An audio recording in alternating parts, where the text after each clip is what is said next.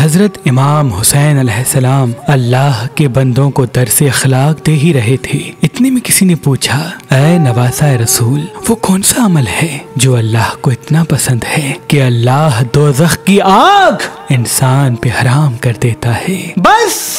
जैसे ही ये पूछा गया तो नवासा रसूल इमाम हुसैन अलैहिस्सलाम ने फरमाया, ऐ शख्स, मैंने अल्लाह के रसूल से सुना कि वो अजीम अमल ये है कि इंसान जब उस रोटी के टुकड़े को देखे जो लावारिसों की तरह जमीन पे पड़ा हो, उसको उठाए, साफ करे और किसी ऐसी जगह पे रख दे जहाँ वो पांव तले कुचला ना जाए, ताकि उस रोटी के टुकड़े को अल्लाह की दूसरी मखलूकात सुकून से खा सकें। तो अल्लाह उस इंसान को और उस अमल को इतना पसंद करता है कि उसके वजूद पे दोज़ख की आग हराम कर देता है। तो उसने अर्ज किया, ऐ नवासा रसूल, ये अमल इतना अजीम क्यों है? इमाम हुसैन अलैहिस्सलाम ने फरमाया, क्योंकि जब रोटी का टुकड़ा कोई इंसान जमीन पे फेंक देता है तो वो अल्लाह की दरबार में फरियाद करता है कि ऐ अल्लाह, तूने मुझे इंसानों के लिए खल्क तो किया, लेकिन इंसान मेरी कद्र से नावाकिफ हैं। और जब कोई इंसान जमीन पे पड़े हुए रोटी के टुकड़े को साफ करे